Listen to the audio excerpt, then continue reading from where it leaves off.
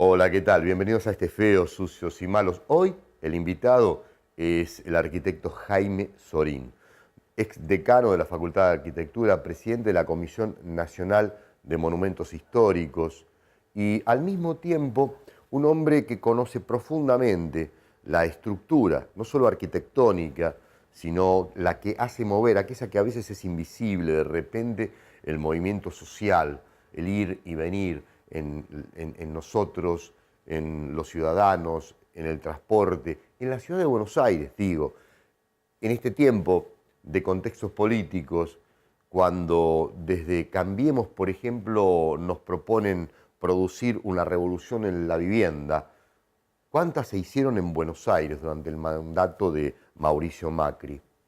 Y otros datos más que seguramente te van a hacer reflexionar. Entonces, en Feos, Jaime Sorín y ustedes, por supuesto, me acompañan.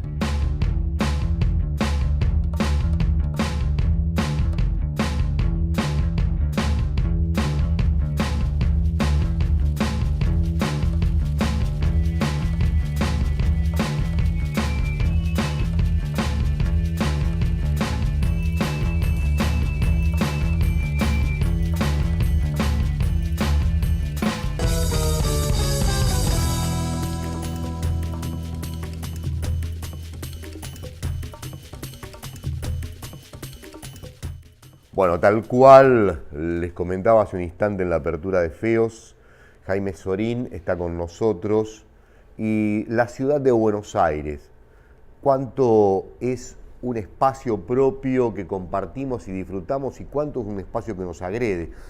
Y esto va a la aclaración en función de que hay poco en el relato periodístico masivo sobre las dificultades que a diario sorteamos los ciudadanos. Jaime, gracias por estar aquí. ¿Cuáles son los principales problemas que no se muestran, que no se solucionan y que no se hablan? Bueno, el tema que vos planteabas de la peligrosidad, digamos, ¿no es cierto? ¿Qué significa una ciudad peligrosa? Digamos, ¿no? Es decir, que creo que no hay que unirla a lo que es un concepto de seguridad, ¿no es cierto? Como se está manejando, o de inseguridad, cómo se está manejando cotidianamente en los medios, etcétera, que tiene poco que ver con la realidad, porque bueno, en ese sentido Buenos Aires, comparado con otras ciudades de América Latina, es una ciudad que no tiene realmente grandes problemas de inseguridad. Digamos, uno mira las estadísticas, estamos por debajo seguramente de cualquier gran ciudad latinoamericana. Pero podemos aplicar esta palabra inseguridad a temas de la vida cotidiana, ¿no? Por ejemplo, lo que más se ve, tema del tránsito, ¿no? Digamos, cuáles son las relaciones que hay entre gente que maneja vehículos, ya sea privados, particulares, ya sea de transporte público, etcétera, y el peatón, digamos, cómo está esa relación, digamos, cómo está esa relación también entre los mismos usuarios del transporte automotor, ¿no? Es decir, qué pasa entre los mismos choferes de colectivos y aquellos que manejan automóviles. ¿Qué pasó y qué pasaba durante mucho tiempo con el tema de vehículos, peatones y trenes en ferrocarriles? Es decir, hay todo un tema que tiene que ver alrededor del transporte, en el cual la ciudad de Buenos Aires no ha tenido políticas realmente que tienen que ser políticas de educación, pero que también tienen que ver con cuál es la relación que hay entre los habitantes de la ciudad de Buenos Aires, ¿no? Porque qué tipo de sociedad se ha ido construyendo a partir de 1976 hasta ahora, ¿no? Es decir, qué tipo de respeto hay, qué tipo de ciudad entendida como cosa compartida, entendida como una sociedad común. Bueno, todas esas cosas en la ciudad de Buenos Aires y en gran parte de nuestro país, obviamente, se han perdido, digamos. No estamos en una ciudad solidaria como podía ser la de la década del 40, la década del 50 y hasta fines de la década del 60. Sino que estamos en una sociedad agresiva, ¿no es cierto? Y esa agresión viene de arriba hacia abajo, no es que venga de abajo hacia arriba, digamos.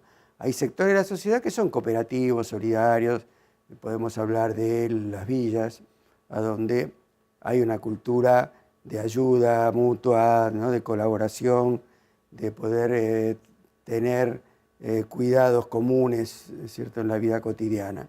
Hay lugares de los barrios que también pasa eso, pero lo grueso, lo que muestra las clases dirigentes, no es eso, ¿no es cierto? Porque, bueno, es una sociedad individualista y consumista, y individualismo y consumo significa que hay uno contra otro. Me gustaría pedirte una opinión sobre el tema de las villas, porque este gobierno, tanto Mauricio, que ahora es candidato a presidente de la Nación, como quien lo va a reemplazar, han hablado reiteradamente, y en estas horas también lo están diciendo, que hay que, digamos, modificar el concepto de esa villa. Esa villa que creció para arriba por la cantidad de gente que se fue agregando. Es un tema social que a veces no tiene suficiente estudio o denuncia, según el caso. Y por otro lado, se han escuchado muchas voces que hablan de erradicar las villas. ¿Es posible erradicar? Y si no es posible, ¿qué se puede hacer para transformar la villa en un barrio digno, inclusivo? Sí, lo primero que tenemos que ver es que no existe una política de vivienda para la Ciudad de Buenos Aires, en un lugar a donde tenemos casi 700.000 personas, o sea, un cuarto de la Ciudad de Buenos Aires, con problemas de vivienda de todo tipo, mayores, menores, pero real, hasta reconocido mismo por el gobierno de la ciudad, digamos, o sea que ahí no hay tema estadístico que se pueda rebatir.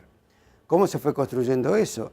Porque no éramos una ciudad con todo ese tipo de problemas, ¿no? Una ciudad donde, por ejemplo, el tema de los alquileres, una ciudad que había bajado muchísimo la cantidad de personas que alquilaban, ha aumentado casi en un 40% en los últimos 10 años. Estamos un tercio de la Ciudad de Buenos Aires alquilando. Esos alquileres quedan dos problemas. Por un lado, el costo del alquiler.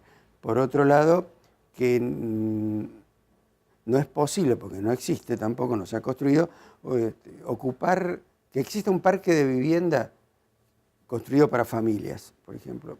No es así. Entonces lo que produce es un hacinamiento importante, cosa que ha aumentado también en los últimos años. Es decir, todo lo que tiene que ver alrededor de la vivienda ha empeorado, porque al no existir políticas públicas. El tema de las villas de emergencia está totalmente relacionado con el tema de la falta de políticas públicas. ¿Por qué crecen? Crecen porque no se puede alquilar en la ciudad, llamémosla legal, formal, como uno la quiera denominar, son difíciles de denominar, porque a mí no me gusta diferenciar entre ciudad ni legal, ni formal ni informal, porque cada una tiene su legalidad y su formalidad, digamos. Entonces es un tema, pero lo cierto es que ha aumentado casi un 40% la población en villas de emergencia en estos últimos años, y hemos pasado del 2010 con 160.000 habitantes, 105.000, a tener 100.000 personas más.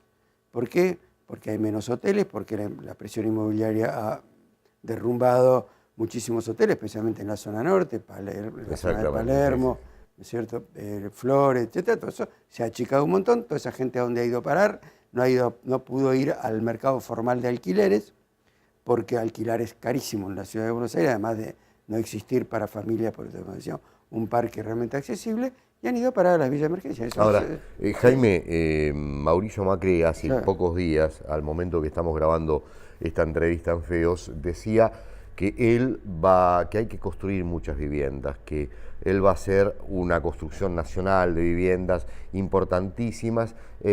Llamó la atención la ignorancia sobre el procrear, ¿no? Que en la historia argentina es uno de los planes más movilizadores en términos económicos, sociales de la Argentina. ¿Qué nivel de construcción de viviendas tiene el Estado porteño? El Estado porteño tiene 0 construcción de viviendas desde que asumió Mauricio Macri. No solo el presupuesto se ha reducido a menos de la mitad en relación al presupuesto global de la Ciudad de Buenos Aires, o sea, hoy no llega al 2%, está bastante más bajo. Cuando asumió Macri estaba en el 3.6% y llegó a estar el 5% en épocas finales de Ibarra o de Tellerman.